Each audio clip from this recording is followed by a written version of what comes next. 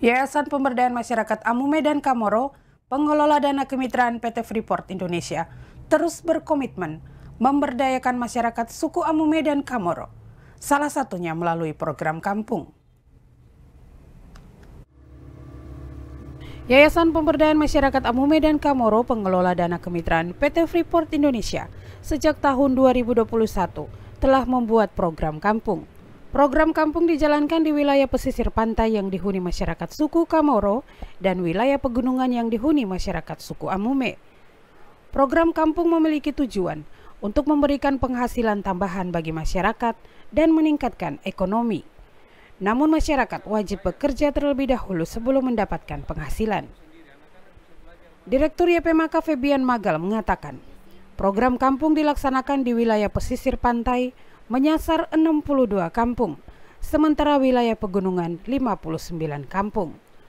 Setiap tahunnya, YPMK menggelontorkan 40 miliar rupiah untuk program tersebut.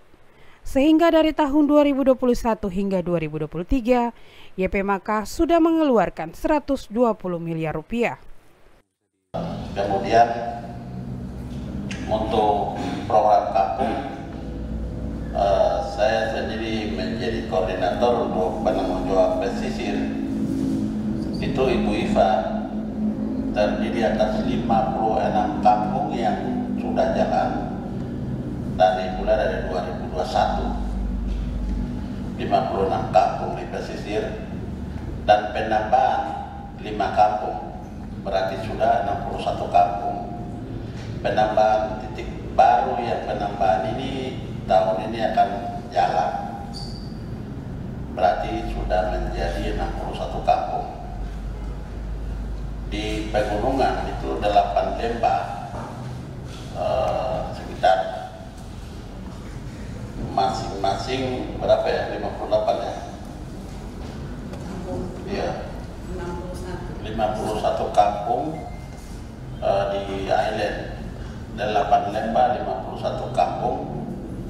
Penambahannya 7 kampung, berarti sudah menjadi 58 tadi. Seperti itu. Dan jumlah anggarannya itu sudah 40 miliar, yang awal setuju untuk 20 ke pesisir, 20 ke pegunungan, atau sering disebut dengan island lowland gitu ya. Jadi nilainya besar, per tahun hanya 40 miliar. 40 miliar. Sudah dari 2021 kita jalan program ini, berarti sudah 3 tahun, sudah 60. Jadi di island itu sudah 60, lowland sudah 60, berarti sudah 120 miliar. Sudah nilainya besar. Wakil Direktur Program dan Monef YPMK yang juga koordinator program kampung wilayah pesisir pantai, Nur Iva Karupukaro mengatakan, dalam pelaksanaan program kampung, YPMK membentuk kelompok kerja yang terdiri dari aparat kampung, tokoh perempuan, tokoh pemuda, tokoh masyarakat, dan tokoh agama.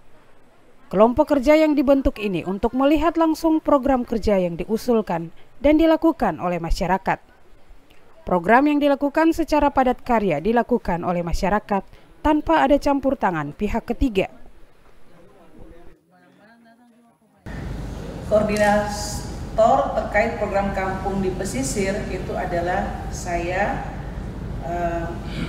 yang melakukan koordinator untuk pelaksanaan program kampung di pesisir.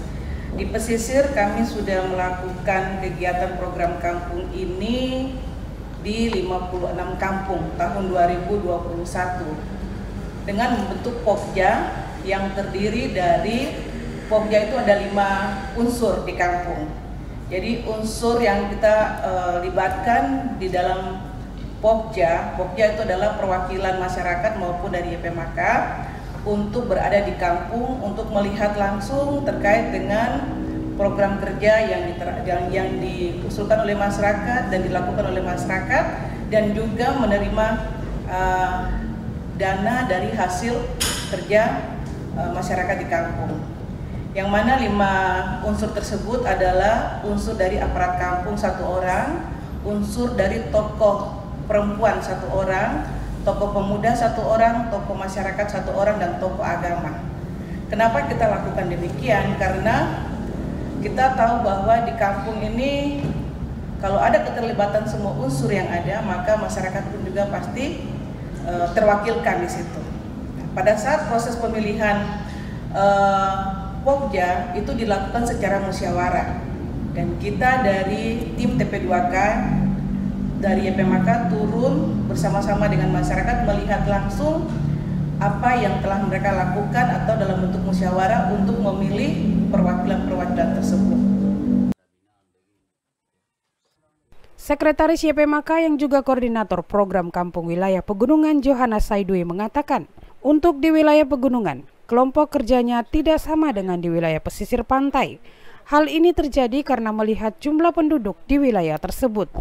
Selain itu, pihaknya juga melakukan sosialisasi dan pelatihan seperti penyusunan rencana anggaran belanja, rencana kerja, dan laporan pertanggungjawaban. Sedangkan untuk anggaran program kampung di wilayah pegunungan, 20% untuk operasional dan 80% untuk program. Highland sendiri dari 8 wilayah atau 8 lembah tadi dengan medan yang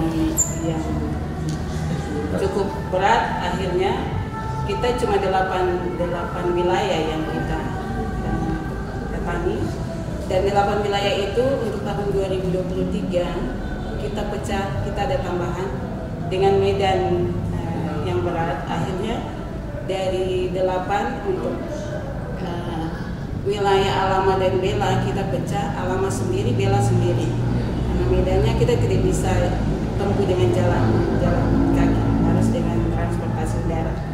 Lalu dengan Dumadama itu juga kita pecah, sehingga total untuk wilayah pelayanan untuk program kampung wilayah Highland menjadi 10 kampung, 10 wilayah untuk tahun 2023, sedangkan 2021 sampai 2022 total 10. Untuk Pokja sendiri kita tidak setelah sosialisasi lalu mereka menjalankan peran mereka di tingkat kampung, tapi kami juga melakukan pelatihan untuk membuatkan RAB dan menyusun rencana kerja. Itu kita lakukan di Timika.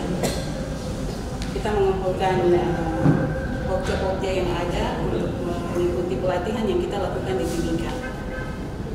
Terkait dengan dana program, tadi sudah disampaikan dananya memang selama 3 tahun total menjadi 60.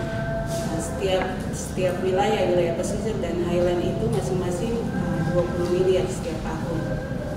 Tetapi dana itu kita bagi, ada dana operasional dan dana program. Dana program 80 untuk program dan 20 untuk operasional.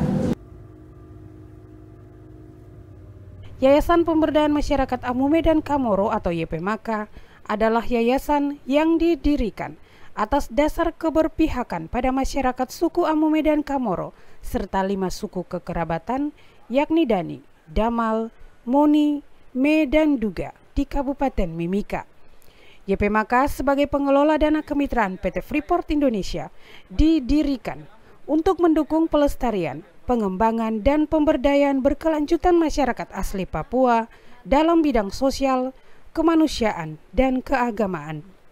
Tujuan dari yayasan ini adalah untuk mendukung pemerintah, mewujudkan masyarakat asli Papua agar dapat menjalankan kehidupan yang sehat, berpendidikan, bersaing dalam sistem ekonomi modern, melestarikan sumber daya alam, budaya, dan warisan masyarakat asli Papua sesuai kearifan lokal menuju masyarakat asli Papua yang berkeadilan dan sejahtera.